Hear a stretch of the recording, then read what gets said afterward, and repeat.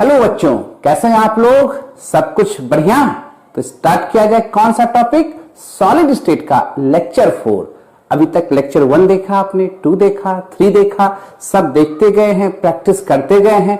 1, 2, 3 के प्रैक्टिस के बाद ही 4 में मजा आएगा, क्योंकि अब यहां से और कैलकुलेशन बढ़ेगा। क्लियर है? तो स्टार्ट करते हैं। कौन सा?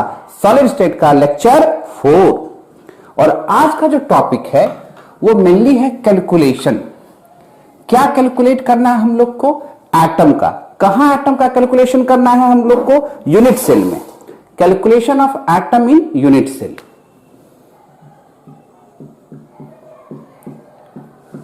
Calculation of atom in unit cell, यानी यूनिट सेल में कितने एटम होते हैं वो निकालना है। Different type of unit cell होते हैं, ये पढ़ चुके हम लोग। अब जरा देखिए, हमको समझाइएगा कि जो क्रिस्टल लैटिस है, क्रिस्टल लैटिस का ही दूसरा नाम है स्पेस लैटिस। क्रिस्टल लैटिस का ही दूसरा नाम है स्पेस लैटिस। जो क्रिस्टल लैटिस है, इट कंटेन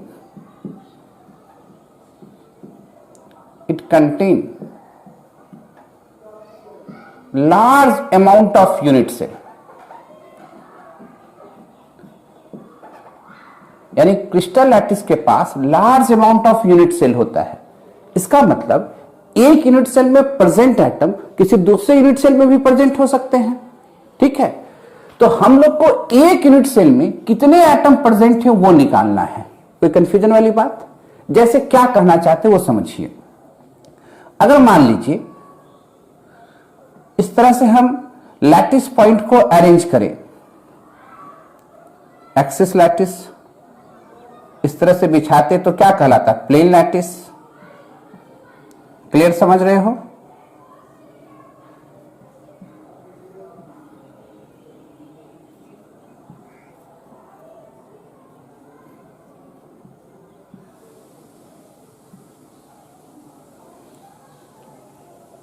इसी तरह से आगे बढ़ते जाते हैं।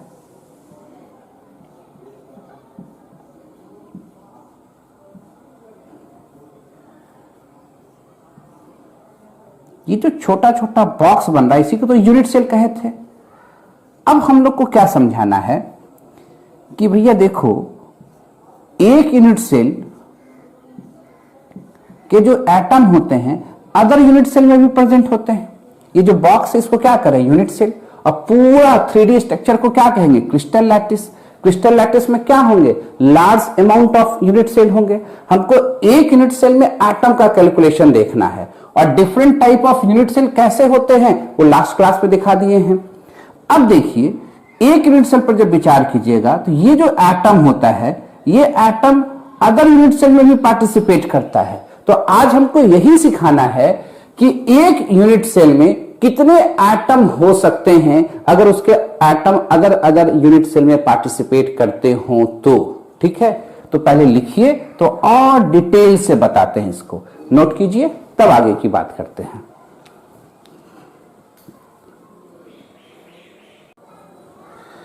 लिख लिए होंगे आप लोग? मिटाया जाए तब आगे बढ़ते हैं।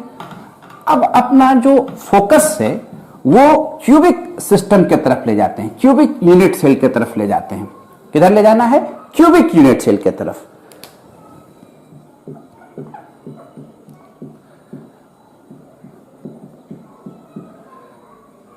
क्यूबिक यूनिट सेल में 3 टाइप ये देख चुके हो, सिंपल क्यूब, बीसीसी और एफसीसी। इस पर तो बाद में आते हैं, पहले आते हैं हम लोग सिंपल क्यूब पर। एक क्यूब देखो,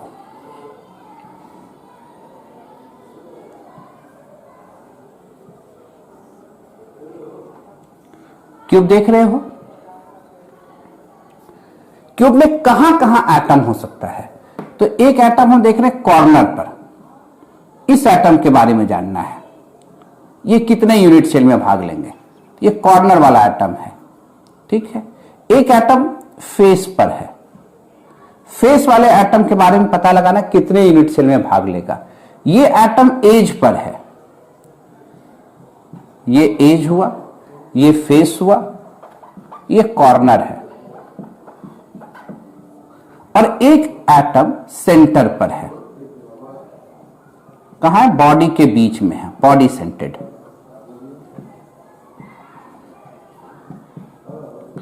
बॉडी सेंटेड एटम है। अब पहले हमको सिखाना है कॉर्नर वाला एटम कितने डिफरेंट यूनिट सेल में पार्टिसिपेट करता है, तब सिखाएंगे फेस वाला एटम के बारे में, तब एज और फिर बॉडी के बारे में सीखेंगे। क्लियर है? तो पहले आते हैं कॉर्नर वाले पर। ठीक है, तो स्टार्ट करते हैं। कॉर्नर वाला एटम पर ध्यान से देखना है और सिंपल क्यूब पर चलना है। जरा देखो, एक बच्चे से हमने पूछा, ये बताओ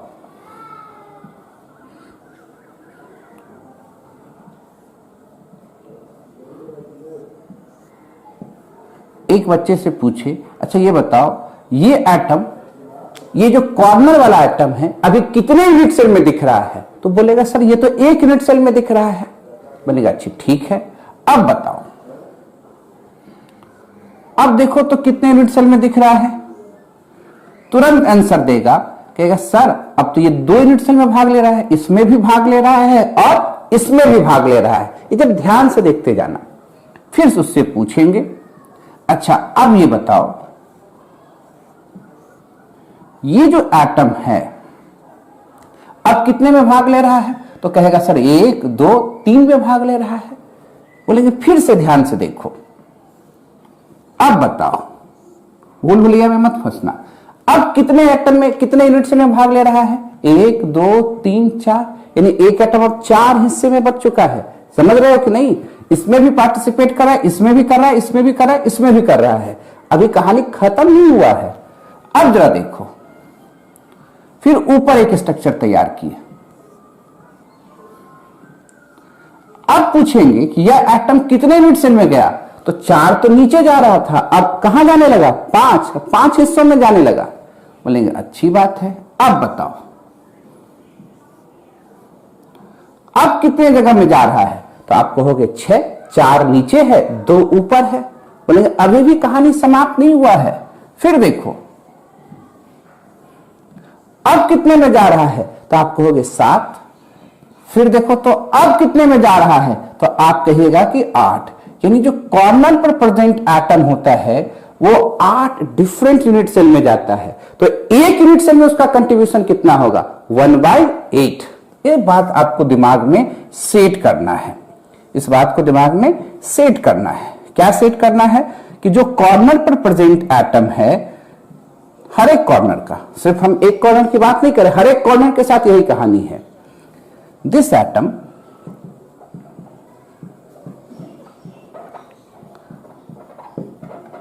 contribute in 8 different unit cell, contribute in 8 different unit cell.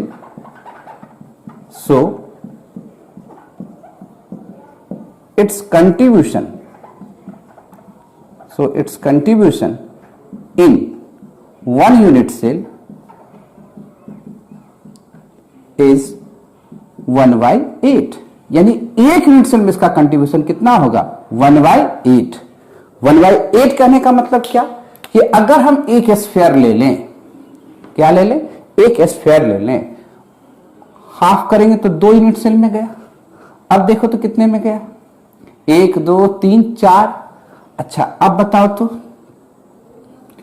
1, 2, 3, 4, 5, 6। अब बताओ तो 1, 2, 3, 4, 5, 6, 7, 8। यानी एक हिस्सा, ये वाला हिस्सा ही एक यूनिट सेल में भाग लेगा। 8 भाग में गया ना, देख रहे हो कि नहीं? तो कितने में भाग लेगा? ये वाला पार्ट, यही हुआ 1/8। ये पूरा एक स्फीयर का 1/8 हुआ। बोर्ड पर ये सर्किल दिखेगा, इसको स्फीयर मानने के लिए कह रहे हैं। तो क्या हो गया? 1/8। क्लियर है? कॉर्नर तो समझ में आ गया। यानी कॉर्नर वाला एटम कितने डिफरेंट यूनिट सेल में भाग ले रहा है? 8 डिफरेंट यूनिट सेल में भाग ले रहा है। इसलिए एक यूनिट सेल में उसका कंट्रीब्यूशन कितना हुआ? 1/8। पहले नोट कीजिए, तब हम लोग चलते हैं फेस वाले एटम की तरफ। नोट किया जाए।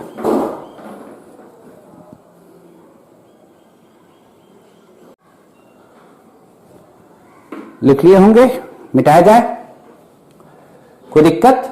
अगर छूट जाएगा, क्योंकि 3D पिक्चर है, अगर नहीं लिख पाए होंगे तो लेक्चर समाप्त होने के बाद पीछे आके फिर से नोट बना लीजिएगा, एक बार दो बार देखिएगा तब, और कॉपी पेन लेके प्रैक्टिस कीजिएगा, तब आसानी से समझ में आ जाएगा। हम बहुत धीरे धीरे चल रहे हैं आपके साथ। अब फेस वाले पर आते हैं। किस एटम के बारे में चर्चा करना है? जो फेस पर है।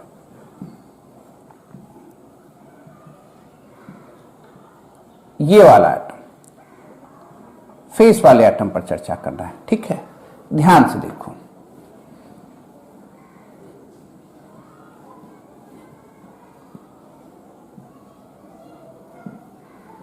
अब ये जो फेस आप देख रहे हो, ये वाला, ये फेस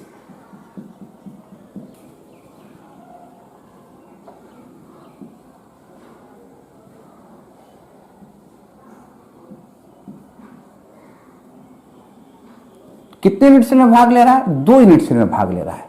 कैसे समझिएगा जरा देखिए ना, घर में जब बैठे होंगे तो एक रूम का जो पूरा एक दीवार होता होगा, उससे अटैच 2 रूम तो बना सकते थे कि नहीं? तो अगर 2 इक्वल रूम है तो दोनों के बीच में एक कॉमन दीवार हो सकता है। तो यहां पर जो एटम होगा, ये इसकी चर्चा कर रहे हैं हम, वो कितने यूनिट सेल में भाग लेगा? कितने यूनिट सेल में भाग लेगा? ये इसमें भी कंट्रीब्यूट करेगा और ये इसमें भी कंट्रीब्यूट करेगा, यानी 2 ही यूनिट सेल में जा सकता है।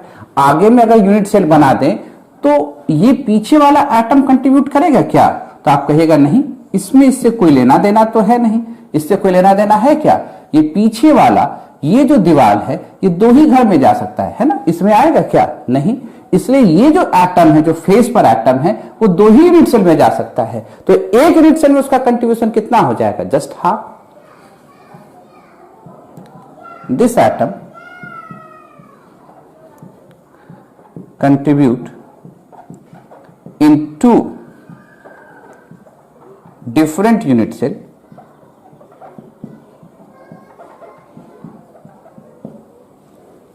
दो यूनिट सेल में है, 2 different unit cell, so its contribution in 1 unit cell is only 1/2, just half। Clear है? यानी इसका कंट्रीब्यूशन 1 यूनिट सेल में कितना हो जाएगा? हाफ। किसका?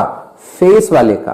कॉर्नर वाले का 1/8 और फेस वाले का कितना हुआ? हाफ। कोई दिक्कत वाली बात? फिर से समझाते हैं एक बार। जैसे देखिए, ये क्या बताए थे आपको? क्यूब। ये एक क्यूब है, ये एक फेस है, इससे एक और क्यूब बना सकते थे, यहां पर ऐसे ऐसे ऐसे ऐसे, तो क्यूब खड़ा हो गया। तो फेस वाला एटम इधर भी जा सकता है और इधर भी जा सकता है।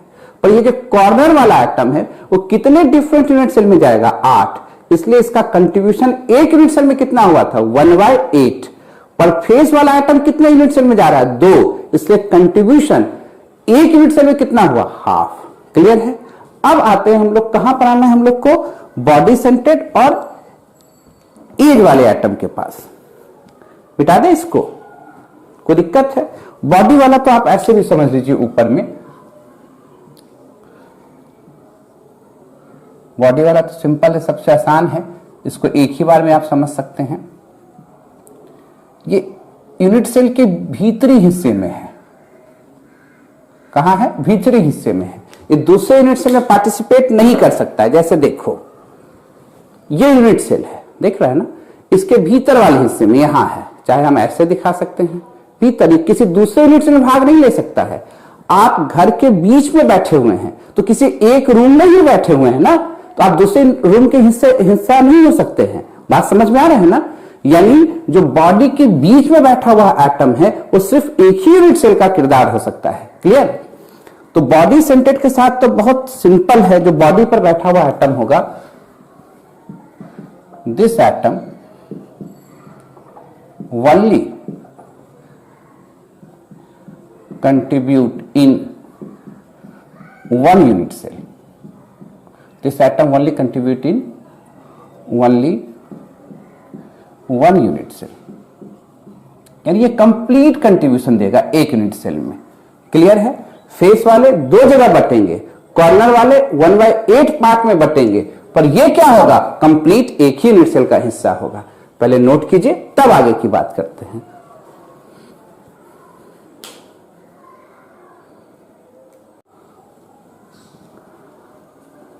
लिख रहे हैं, मिटाते चलें, कहीं कोई दिक्कत?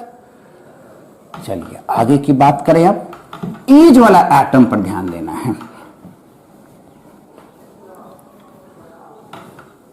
कोई दिक्कत? एज वाले एटम पर क्यूब ले लिए,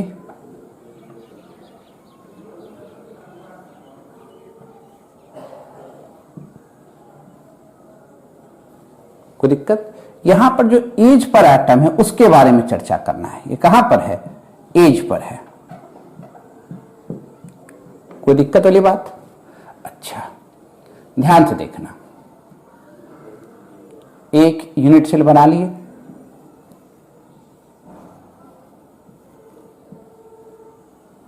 यहां पर एक एटम डाल दिए, ये एज पर, ठीक है। देखते जाना, अभी क्या दिख रहा है, ये एक यूनिट सेल का हिस्सेदार है। अब बगल में एक और यूनिट सेल खड़ा कर दिए, तो क्या दिख रहा है कि ये एटम अब 2 यूनिट सेल में जाने लगा, यानी 2 जगह बट गया। अभी कहानी खत्म नहीं हुआ है। अभी देखिए, इस पिलर से तो और भी घर खड़ा कर रहे हैं, देख रहे हो। तब ये एटम अब तो 3 घर का हिस्सा है, 3 यूनिट सेल का हिस्सा है, अब तो 3 जगह बट गया। अभी भी कहानी खत्म नहीं हुआ है। अब देखो किसमें जा रहा है ये एटम, यहां भी जा रहा है, यहां भी जा रहा है, यहां भी जा रहा है, यहां भी जा रहा है। कितने जगह बट गया? 4 जगह बट गया। अब ऊपर भी नहीं जाएगा, जरा देख लेना, ऐसा मत सोचना कि ऊपर भी जाएगा। जा रहा है क्या? नहीं, इसमें नहीं जा रहा है। यानी ये एटम कितने डिफरेंट यूनिट सेल में जा रहा है? 4 डिफरेंट यूनिट सेल में जा रहा है। इसलिए एक यूनिट सेल में कंट्रीब्यूशन कितना होगा? 1/4 होगा। कोई दिक्कत वाली बात? तो दिस एटम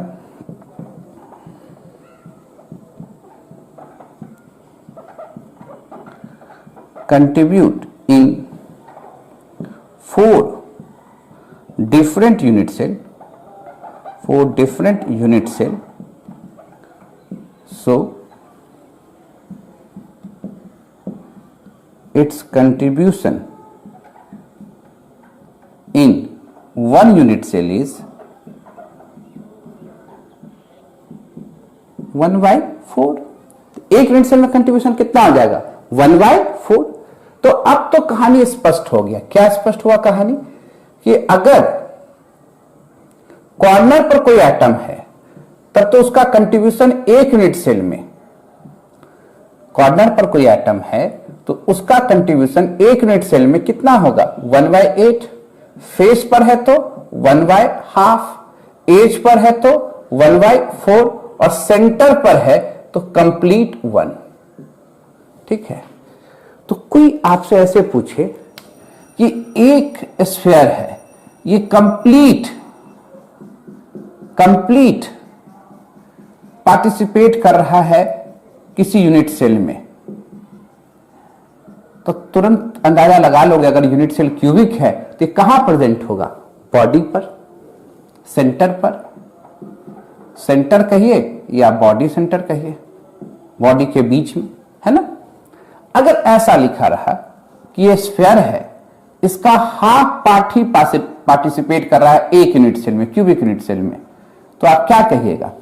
ये कहां प्रेजेंट है? तो आप कहिएगा फेस पर, क्योंकि फेस किसी यूनिट सेल का 2 यूनिट सेल का हिस्सा होता है, फेस पर है। क्लियर? फेस कितने यूनिट सेल के हिस्से होते हैं? 2। अगर कभी ऐसा लिखा रहा कि 1/4 हिस्सा ही पार्टिसिपेट कर रहा है, 1/4, देख रहे हो ना, तो कहां प्रेजेंट होगा ये एटम उस यूनिट सेल में? तो आप क्या कहोगे? एज पर प्रेजेंट होगा। कहां प्रेजेंट होगा? As per. हाफ पार्टिसिपेट किया तो कहां प्रेजेंट होगा? फेस पर। और कंप्लीट पार्टिसिपेट किया तो कहां प्रेजेंट होगा? सेंटर पर, यानी बॉडी सेंटर पर।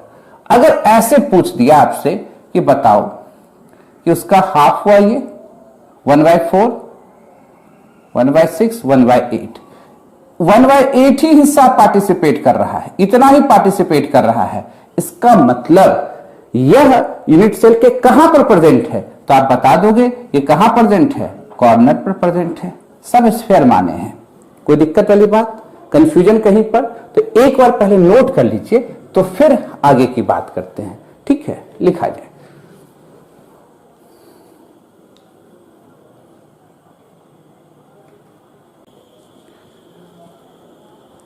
मिटाया जाए, लिख लिए हैं, कोई दिक्कत, आगे बढ़ते हैं। अब देखिए कैसे कैलकुलेट करेंगे एटम को।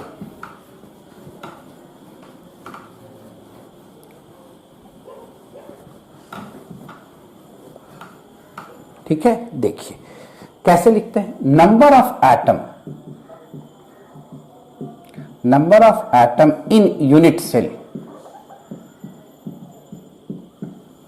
कैसे लिखेंगे, NC by 1/8, NF by 1/2, NH 1/4 plus NI। इसको और सजा के हम लोग लिखते हैं NC by 8, NF by 2, NH by 4, NI। 1/8 कहने का मतलब तो समझ रहे हो, कॉर्नर के लिए हो रहा है। कॉर्नर का एटम का कंट्रीब्यूशन क्या है, 1/8 होता है एक यूनिट सेल में। तो एनसी क्या दिखा रहा है, एनसी दिखा रहा है number of corner, number of corner. NF क्या दिखा रहा है, number of face, number of face. N edge क्या दिखा रहा है, नंबर ऑफ एज। सेंटर तो एक ही होगा, फिर भी लिख देते हैं नंबर ऑफ सेंटर। ये तो क्यूब के लिए कह रहे थे, एक है, हेक्सागोनल भी तो होगा, कोई दिक्कत वाली बात।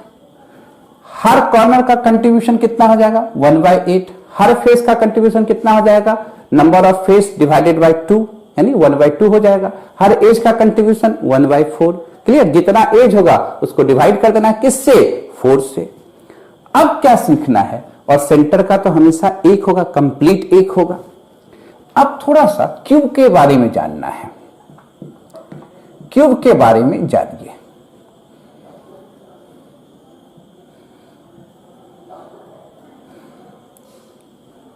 ये बात सब लोग जानते हैं, फिर भी एक बार बता रहे हैं। एक क्यूब में अगर आपसे पूछा जाए कितने कॉर्नर होते हैं एक क्यूब में, नंबर ऑफ कॉर्नर अगर हम आपसे पूछें, नंबर ऑफ कॉर्नर, तो आप कहिएगा सर 8। कहां कहां कॉर्नर है, 1 2 3 4 5 6 7 8। कॉर्नर में कहीं दिक्कत। फेस कितने होंगे, तो आप कहिएगा 6। नंबर ऑफ फेस कितने हो जाएंगे, 6। कौन कौन से देख लो, ABCDEF, कोई दिक्कत। नंबर ऑफ एज कितने होंगे,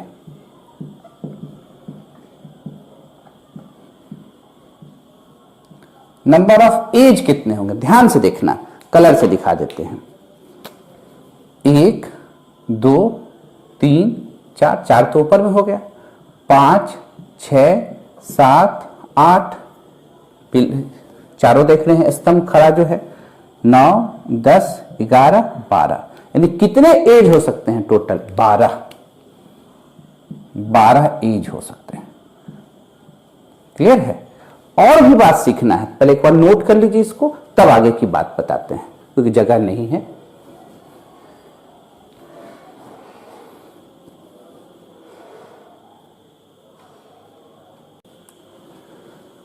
लिख लिए, चलिए आगे मिटाते हैं, आगे की अब बात करते हैं।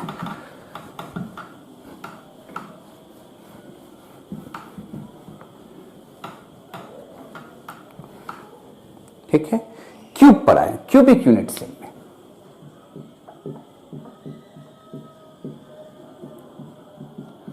कंडीशन तो जानते हैं क्यूबिक यूनिट सेल का, क्या होगा, A बराबर B बराबर C, अल्फा बीटा गामा हर एक एंगल 90 डिग्री। और इसमें 3 different type of unit cell हैं। एक होंगे सिंपल यूनिट सेल, जिसको प्रिमिटिव यूनिट सेल कहे थे, याद करो।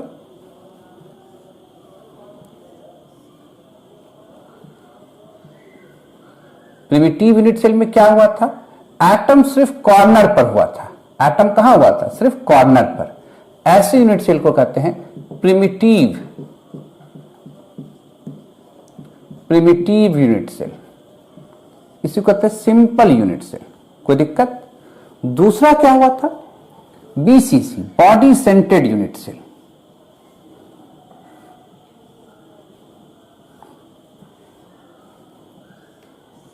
ये कैसे बनता, तो भाई कॉर्नर पर तो एटम रहता ही, कॉर्नर के साथ साथ अगर बॉडी के बीच में एटम आ गया है, इस तरह से कॉर्नर के साथ साथ बॉडी के बीच में एटम आ गया है, तो इसको क्या कहते हैं, BCC, body centred cubic unit cell. Clear है? तीसरा क्या था, फेस सेंटर्ड।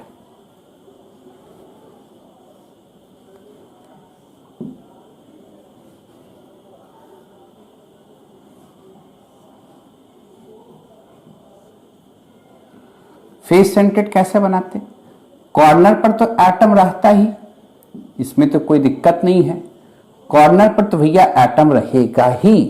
अब कहां रखना है, तो हर एक फेस कितना है अभी देख चुके हो, हर एक फेस पर एटम हो जाए।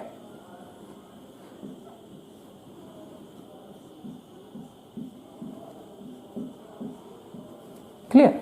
इसको क्या कहेंगे, FCC, face centred unit cell. Face centred unit cell. अब क्या करना है, इसमें पहले हमको नंबर ऑफ एटम कैलकुलेट करना है। ठीक है, तो नंबर ऑफ एटम निकालने का तरीका क्या था, number of atoms in unit cell, क्या formula, corner by 8, face by 2, edge तो है नहीं, एज बाय 4 प्लस Ni। कोई एज पर तो है नहीं, किसी एज पर एटम है नहीं है, तो इसमें चलते हैं। क्या देखते हैं, सिर्फ कॉर्नर पर एटम है, कितने कॉर्नर, 8, और हर एक कॉर्नर का कंट्रीब्यूशन कितना है, 1/8 है ना, हर एक कॉर्नर का कंट्रीब्यूशन कितना है, 1/8 है, तो 8 इंटू 1/8 एक हो गया, यानी कंप्लीट कितने एटम हो गए, इसमें एक एटम होते हैं, किसमें, प्रिमिटिव यूनिट सेल यानी सिंपल क्यूब में कंप्लीट एक एटम होंगे। अगर 8 कॉर्नर के हर एक एटम को जोड़ दें तो कंप्लीट कितने एटम बनेंगे, एक एटम बनेंगे। क्लियर? बॉडी सेंटर्ड में आए, बॉडी सेंटर्ड में कॉर्नर पर तो है, इसको हम लोग दिखा देते हैं रेट से, 1/8 1/8,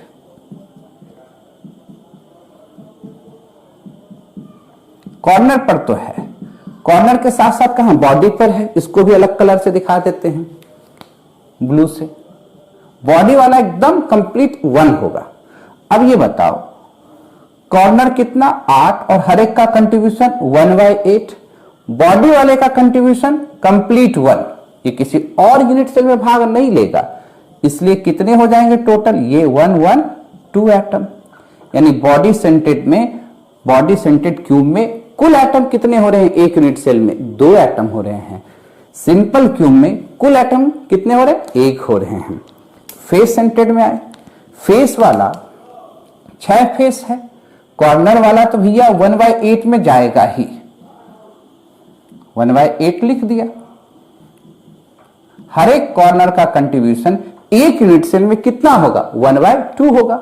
अब तो याद हो गया होगा आप लोग को, 1/2 1/2 1/2, कितने फेस हैं, 6 फेस हैं, कॉर्नर कितने हैं, 8 हैं, तो क्या कैलकुलेट नहीं होगा, तो क्या लिखेंगे, 8 इंटू 1/8, और फेस कितने, 6 इंटू 1/2, ये हो गया 1 और ये हो गया 3, तो 1 + 3 कितने हो गए, 4 एटम।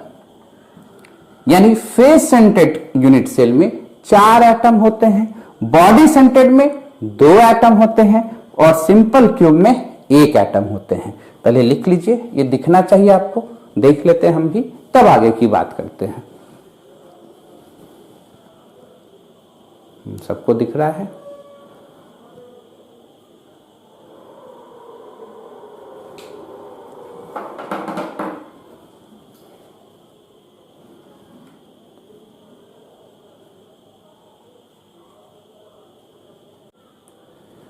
लिख लिए। अब इस पर थोड़ा और हम लोग प्रैक्टिस करते हैं, ठीक है। कैसे प्रैक्टिस करते हैं दिखाते हैं, क्वेश्चन के रूप में प्रैक्टिस करेंगे, कॉन्सेप्ट और क्लियर होगा।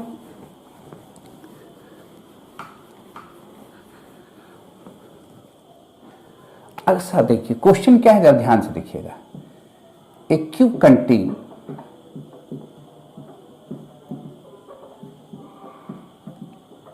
To element x and y, यानी एक क्यूब के पास दो एलिमेंट है x and y। Atom of x present,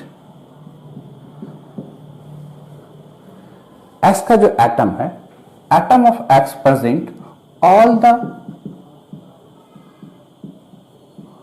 corners of cube and atoms of y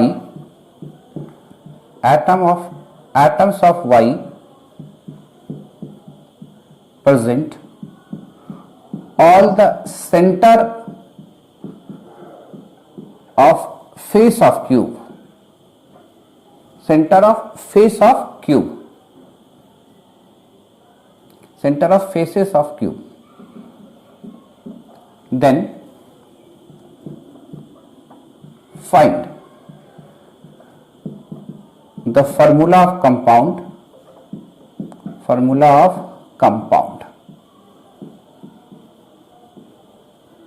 देख के घबराना नहीं है। जब भी ऐसा क्वेश्चन रहे सबसे आसान तरीका क्या है, फिगर को ड्रॉ कीजिए। क्वेश्चन क्या कर रहा है, अ cube contain two element x and y। एक क्यूब है, उसमें दो तरह के एलिमेंट है x और y। चलिए ठीक है। अब क्या है कि element x, the atom of element x यानी एटम ऑफ x डायरेक्ट लिख सकते हैं, कहां प्रेजेंट है, present all the corners of cube, हर एक कॉर्नर पर प्रेजेंट है, किसके, क्यूब के। And atoms of y present all the centre of faces of cube, यानी हर एक फेस के सेंटर पर, यहां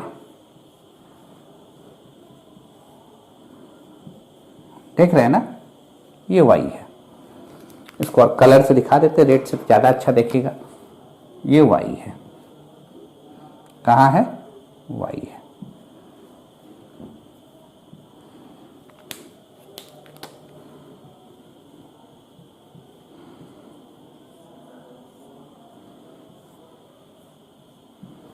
सब जगह कहां है, y है।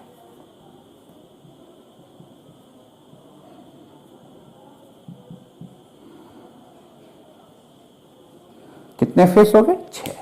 कैसे निकालेंगे जरा देखा जाए, कैलकुलेट करें। Number of atom of x in cube, x कहां है, कॉर्नर पर, और कॉर्नर का कंट्रीब्यूशन कितना होता है, 1/8। तो जितने कॉर्नर होंगे उसका कंट्रीब्यूशन कितना कर देंगे, 1/8। इन सभी का कंट्रीब्यूशन कितना हो गया, 1/8।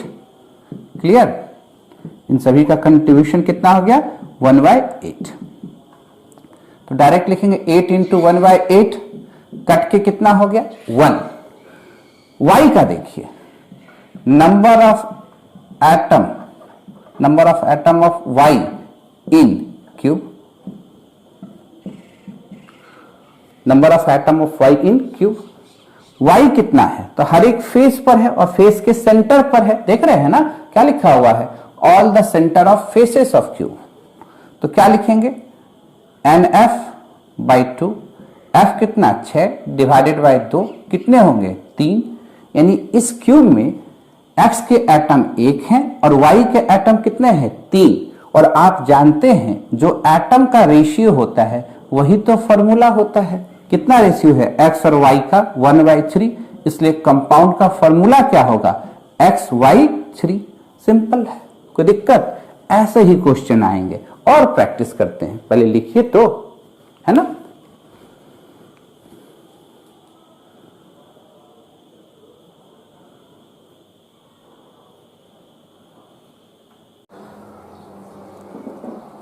लिख लिए हो गए, मिटाया जाए।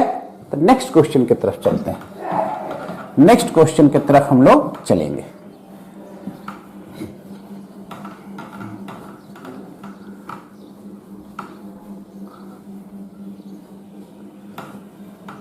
देखा जाए क्या है next question.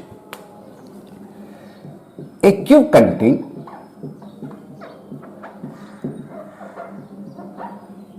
To element A and B. दो एलिमेंट है A and B. Element A के जो एटम है, atoms of element A present at all the corners of cube, and atom of element B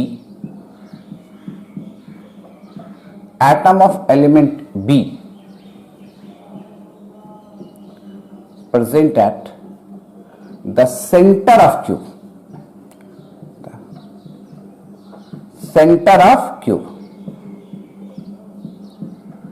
then find the formula of compound.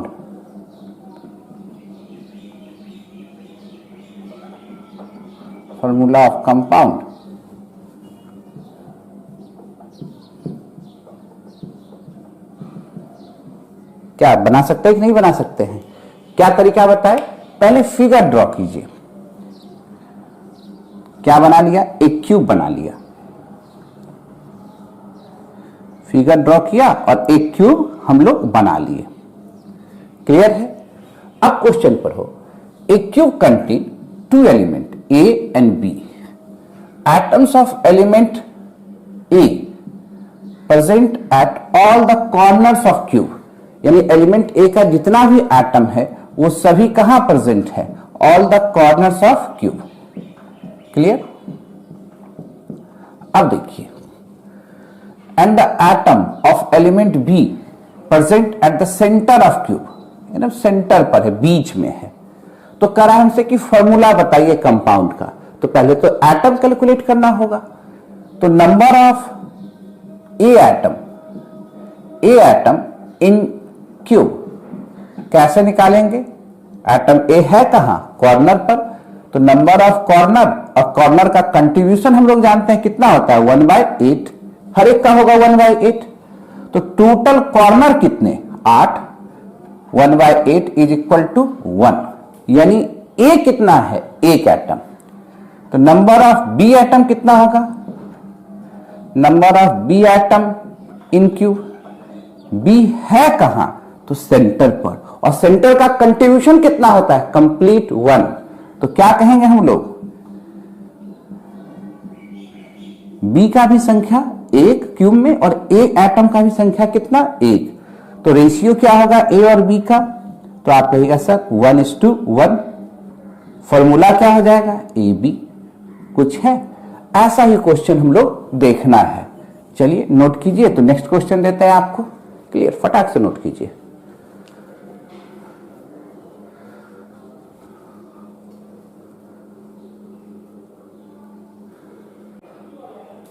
लिख लिए भाई? Next question की तरफ चलते हैं। क्वेश्चन तो समझ में आ ही रहा है। अब इसी में थोड़ा सा सजा लेते हैं, और कहीं दिक्कत तो नहीं होना चाहिए आप लोग को। फिर धीरे धीरे लेवल बढ़ाते चल जाएंगे। ध्यान से देखते जाइए आप। A cube contain two element X and Y. ठीक है? अब क्या करते हैं? Atom of element X present at the center of cube, at the center of cube, और atoms of element y present at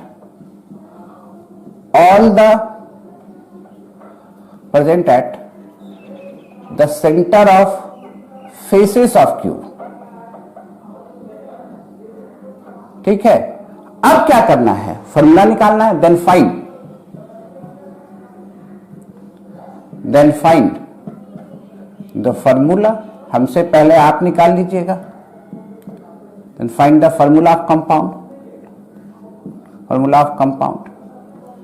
फटाफट फास्ट होइए, कुछ नहीं करना है। चलिए आंसर बताइए फटाफट। कहां है x? तो आप कहिएगा सर ये तो सेंटर पर है। Very good. y कहां है? तो फेस पर। कितने फेस हैं? 6, और हर एक फेस के सेंटर पर है, यहां है। देख रहे हो?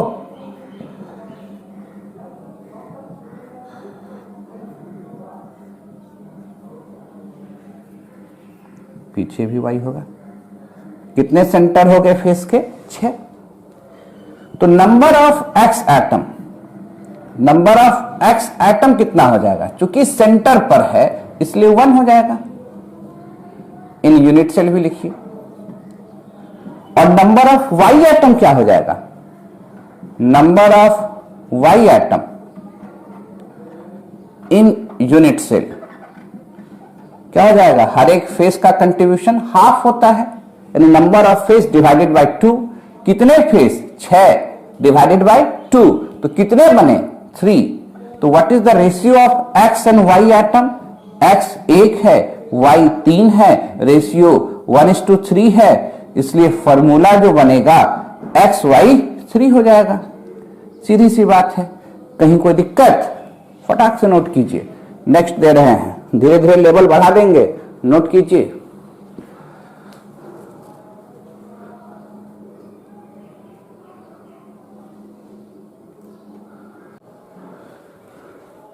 लिख लिए? चले नेक्स्ट क्वेश्चन की तरफ। थोड़ा सा ट्विस्ट करते हैं, बाकी सब कुछ इसमें यही रखेंगे, थोड़ा सा ट्विस्ट करते हैं, देखते हैं आपसे बनता है कि नहीं। क्या करने जा रहे हैं जरा देखो। क्या लिख रहे हैं? A cube contain 2 element x and y। कोई दिक्कत? Atom of element x present at the centre of cube, ये यही रहेगा।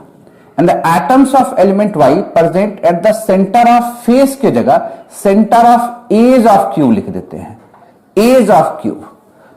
Then find the formula of compound. सोचिए क्या किए हैं? सेंटर पर x को रखे हैं, अब फेस पर नहीं रख रहे हैं, एज के सेंटर पर हम क्या रख रहे हैं? y को रख रहे हैं। तो आपको बताना है क्या फॉर्मूला हुआ। चलो स्टार्ट हो जाओ, फटाफट आंसर करो।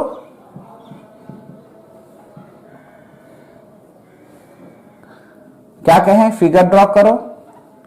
आपका मौखिक भी बन सकता है, इसमें कोई दुराई नहीं है, पर फिगर ड्रॉ करने से क्या होता है? कॉन्सेप्ट क्लियर हो जाता है।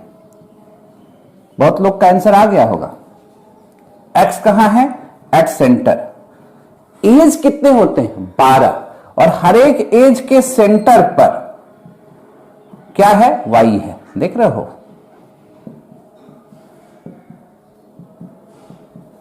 क्लियर? अब ये देखो, तो number of x atom in unit cell कैसे लिखोगे भैया? Number of x atom in unit cell बराबर ni, सेंटर का तो हमेशा एक ही होना है। क्लियर? अब ये देखो, number of y atom in unit cell, y atom कितना हो गया?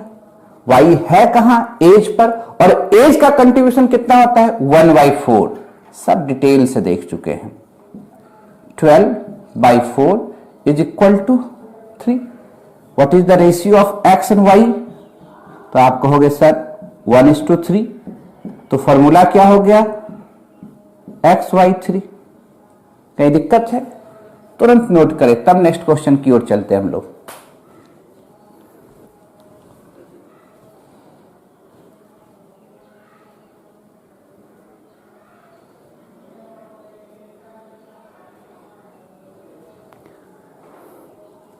लिख लिए है ना?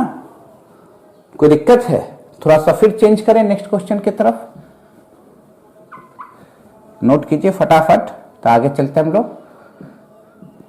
ए cube contain 2 element x and y and the atom of element x present at the centre of cube, ये रहने देते हैं, और बीच वाला जो लाइन है, ये वाला लाइन, इसको हटाते हैं। Atom of element y present eight, यहां पर बदल रहे हैं, ध्यान दीजिएगा आगे कहां चले हैं, present at alternate face of cube, यानी क्यूब के अल्टरनेट फेस पर क्या है, y है। Then find the formula of compound, तब कंपाउंड का फॉर्मूला आप निकालिए क्या है, ठीक है, नीचे मिटा देते हैं। बड़ा अच्छा क्वेश्चन है, दिमाग लगाइए। ऑप्शन दे दें, XY, XY3, X2Y3, none of these।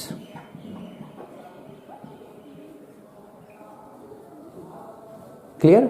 क्या कर रहे हैं, a cube contain two element x and y, the atom of element x present at the center of cube and the atoms of element y present at alternate face of the cube, then find the formula of compound, तो compound का formula निकालिए। चले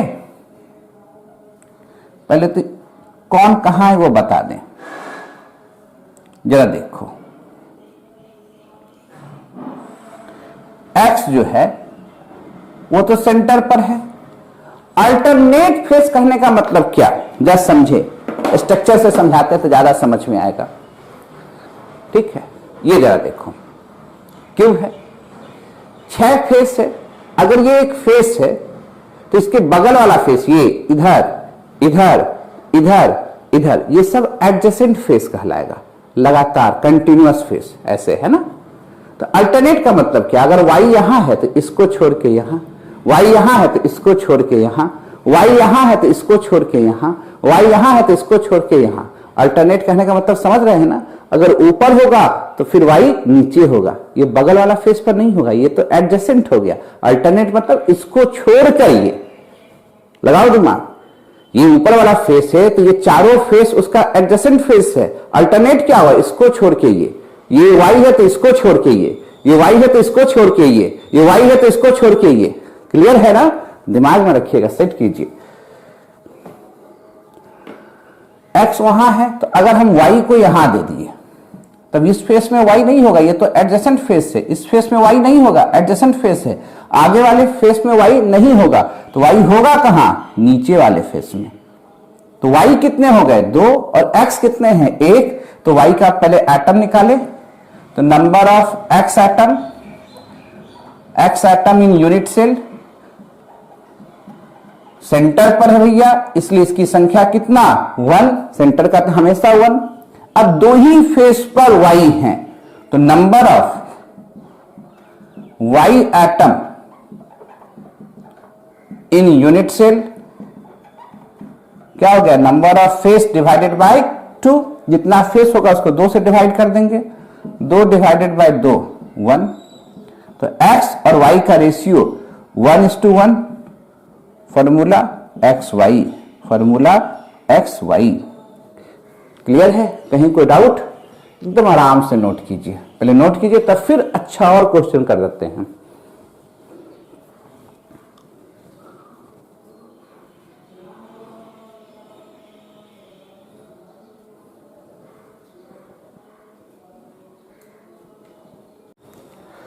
लिख रहे हो, कहीं दिक्कत, तो ऑप्शन क्या हो गया XY।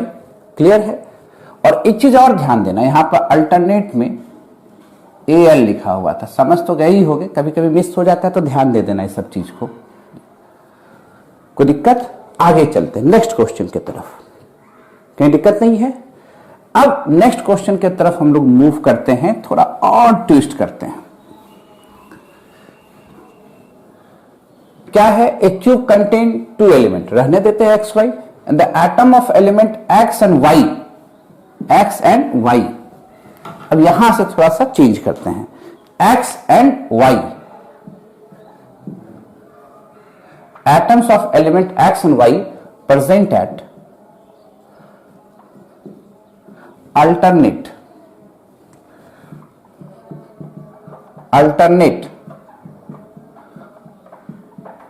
corners of cube, then find the formula of compound. फटाफट, then find the formula of compound.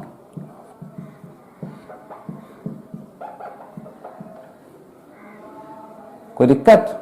चलिए अब तो बन गया होगा इतना देर में। ऑप्शन वही रहने देते हैं, XY, XY2, XY3,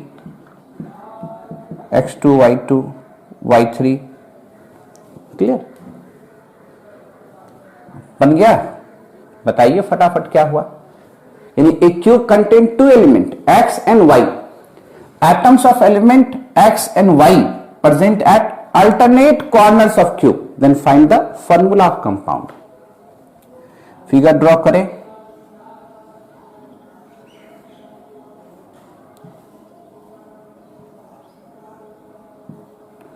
figure draw किया, क्लियर? अगर x यहां है तो x यहां नहीं होगा, इसको छोड़ के यहां, तो x यहां होगा। अगर x यहां है तो यहां और यहां नहीं होगा, x यहां है तो x यहां नहीं होगा पर यहां होगा।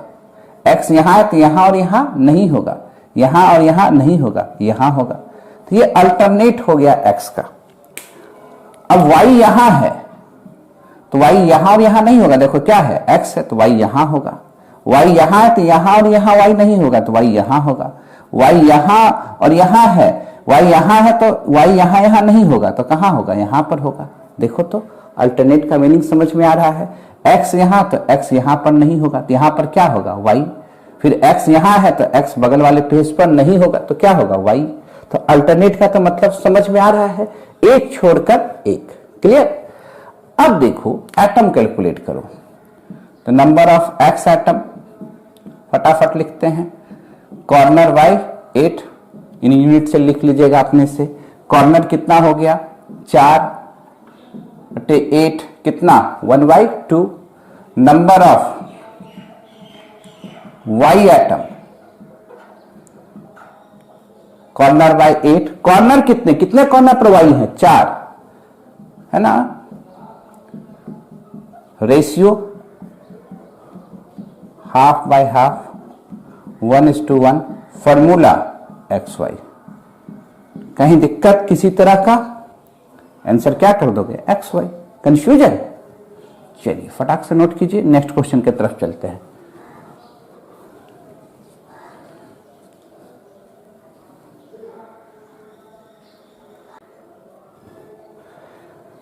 लिख लिए होगे? चले मिटाए, थोड़ा और लेवल बढ़ाते हैं। देखिए भाई, अब तो बहुत आसान है, अब क्वेश्चन का पैटर्न भी चेंज करना है। तो एक और देख ले पहले, इस तरह का। एक क्यूब कंटेन 2 की जगह 3 एलिमेंट कर देते हैं। कितने एलिमेंट कर देते हैं, 3 element, x, y and z। कुछ भी रख सकते हैं, a b c, x y z, p q r, कुछ भी रखिए। x कहां है, x एटम, एलिमेंट x का जो एटम है वो मान लो एट सेंटर है, समझ गए। y जो है एटम, वो जो है y एटम जो है उसको हम लोग देख लेते हैं कहां पर, एट कॉर्नर। और z एटम को एट एज ऑफ क्यूब। जब भी एज बोले तो सेंटर ऑफ एज कहने का मतलब होगा, एज का मतलब सेंटर ऑफ एज, कंफ्यूज मत कीजिएगा। क्लियर? तो यानी x एलिमेंट, x के एटम कहां है, सेंटर पर। एलिमेंट y के एटम्स कहां है, कॉर्नर पर। और एलिमेंट z के एटम्स कहां पर है भाई, तो सेंटर ऑफ एज पर है। तो क्या निकालना है, फाइंड द फार्मूला। फटाक से निकालिए, फाइंड द फार्मूला। चलिए फटाफट आ गया होगा, अब तो फटाफट कर सकते हो। फिगर ड्रॉ करो। आप तो बिना फिगर ड्रॉ किए भी ला सकते हो आंसर, ये बात हम जान रहे हैं, पर हम जानबूझ के फिगर ड्रॉ करते हैं कि जो फर्स्ट टाइम बना रहे होंगे तो दिमाग में सेट हो जाएगा। एक्स को कहां बैठा दिए, सेंटर पर। वाई को कहां बैठाना है, वाई एटम्स जो होंगे वो क्यूब पर होंगे, क्यूब के कॉर्नर पर होंगे। और जेड कहां है, एज पर।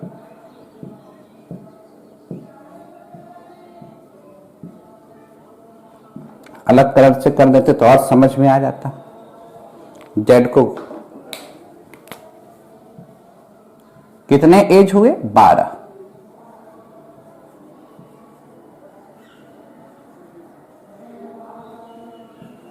फटाफट आंसर बताओ। एक्स का atom, number of X atom centre पर है, तब तो सीधा सीधा 1 लिख देंगे। Number of Y atom in unit cell, ये सब तो लिख लीजिएगा अपने से। कॉर्नर बाय 8, सब यूनिट सेल में है। कितने कॉर्नर, 8, 8 डिवाइडेड बाय 1/8 कितने हो गए, 1। जेड के बारे में आइए, तो number of Z atom edge पर है, एज का कंट्रीब्यूशन 1/4। कितने एज होंगे, 12, तो डिवाइड कर देंगे 12/4 कितने हो गए, 3। तो एक्स वाई और जेड का रेशियो है 1:1:3, इसलिए फॉर्मूला क्या होगा, एक्स वाई जेड 3। कुछ है, आराम से आंसर आएगा, फटाक से नोट करें। अब थोड़ा सा चेंज करें क्वेश्चन का पैटर्न, इस तरह से तो आप समझ गए हैं, अब थोड़ा ट्विस्ट करते हैं, इसमें मोड़ भी लाते हैं, है ना। नोट कीजिए, पहले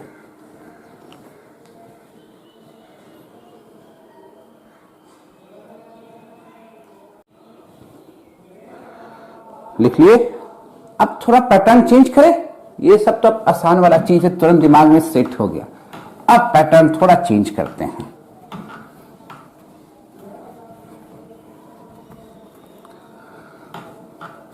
क्लियर।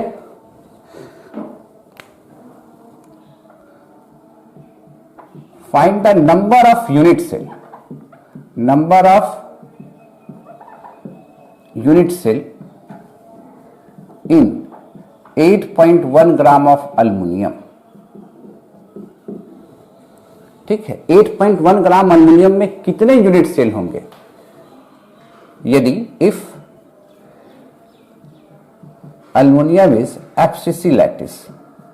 अल्युमिनियम कैसा लैटिस है, एफसीसी लैटिस है, फेस सेंटेड क्यूब बनाता है। एंड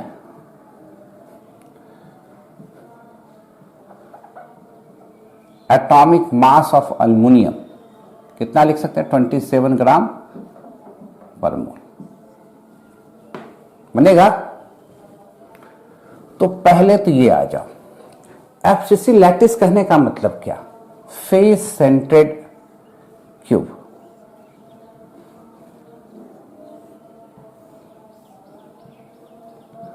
अल्युमिनियम है कहां पर, कॉर्नर पर तो रहेगा ही, कॉर्नर के साथ साथ अल्युमिनियम एटम जो है वह एक यूनिट सेल के हर एक कॉर्नर पर तो रहेगा, कॉर्नर के साथ साथ अब कहां रहेगा, हर एक फेस पर रहेगा, है ना, हर एक फेस पर रहेगा।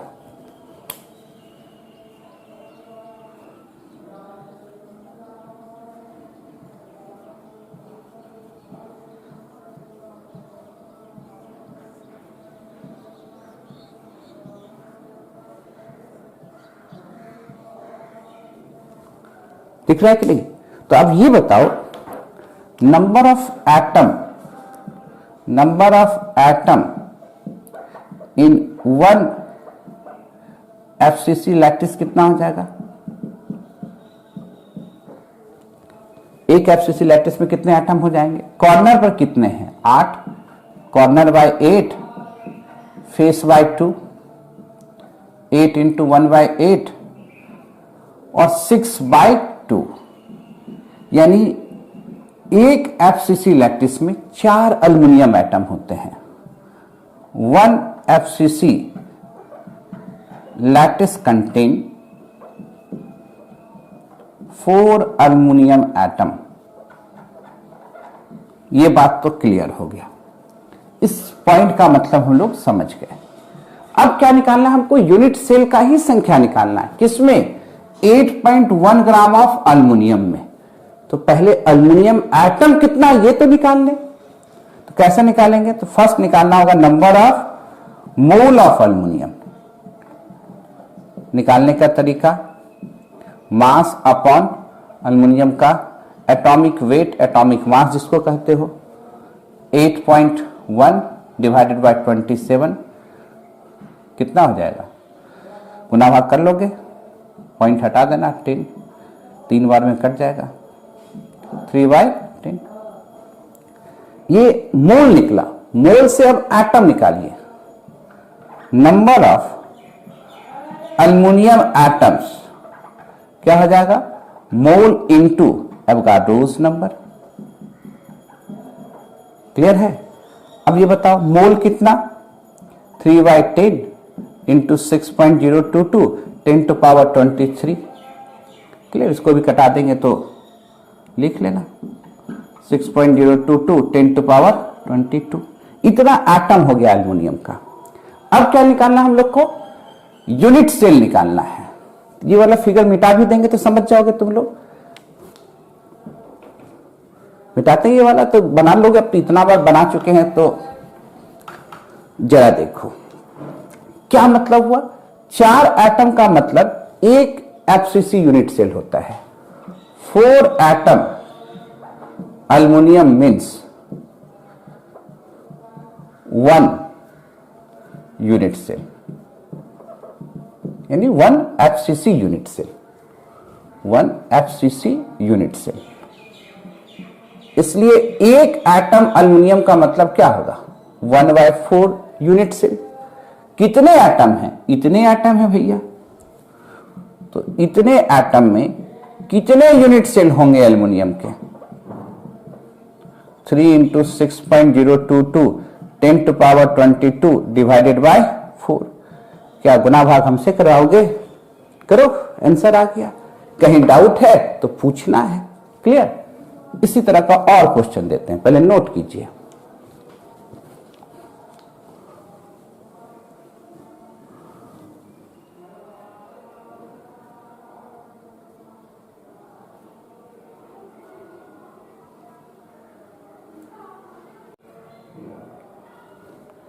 लिख लिए हो?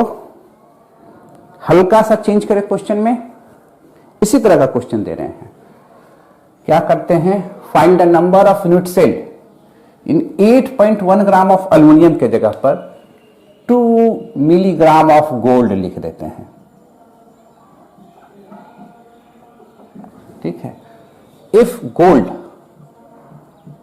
इज एफसीसी लैटिस, गोल्ड भी मान लेते हैं एफसीसी लैटिस है, एंड द एटॉमिक मास कितना हो जाएगा? 197 ग्राम पर मोल।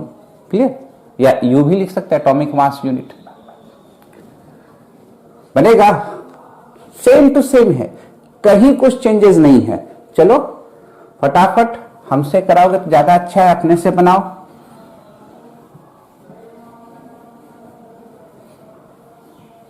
अब तो फिगर बनाने की जरूरत नहीं है, ये बात हम लोग जान चुके हैं कि एक एफसीसी में कितने एटम होते हैं? 4।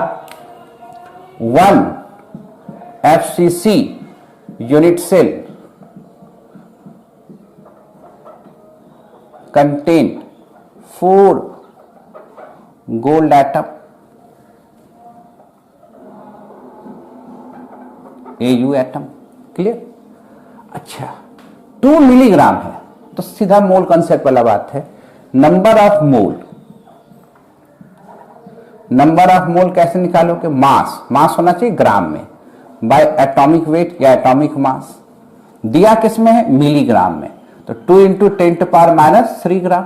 यूनिट का ख्याल रखेंगे।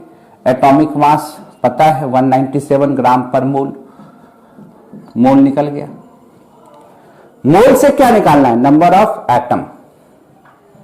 Number of atom, number of atom in 2 milligram of gold, तो mole into Avogadro's number 6.022 10 to power 23। कोई दिक्कत? तो क्या कर देंगे, 2 into 10 to power -3 6.022 10 to power 23 divided by 197। ये तो नंबर ऑफ गोल्ड एटम हुआ। अब फिर यूनिटरी मेथड लगा दो, फिर वही, क्योंकि 4 एटम का मतलब 1 FCC unit cell, 4 gold atom का मतलब क्या हुआ, 1 FCC यूनिट सेल, इसलिए 1 गोल्ड एटम का मतलब क्या हुआ, 1/4 FCC यूनिट सेल। कहीं दिक्कत?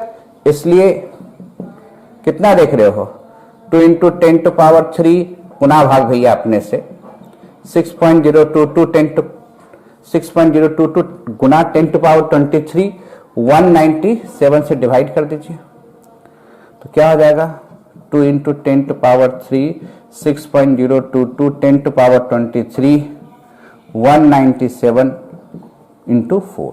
ये क्या हो गया, number of FCC unit cell, यानी यूनिट सेल किसमें, इन 2 मिलीग्राम ऑफ गोल्ड। क्या नहीं निकाल सकते हो, गुना भाग तो अपने से करना है। क्लियर? ये तो बेसिक कंसेप्ट समझने में कहीं दिक्कत? अब हम लोग क्या सिखाएंगे, पहले एक एक्स्ट्रा पार्ट सिमेट्री कॉन्सेप्ट सिखाएंगे, तब रेडियस कैलकुलेशन सिखाएंगे, किसमें, यूनिट सेल के अंदर। कब? तो कल के क्लास में। आज इतना ही रहने देते हैं, ठीक है।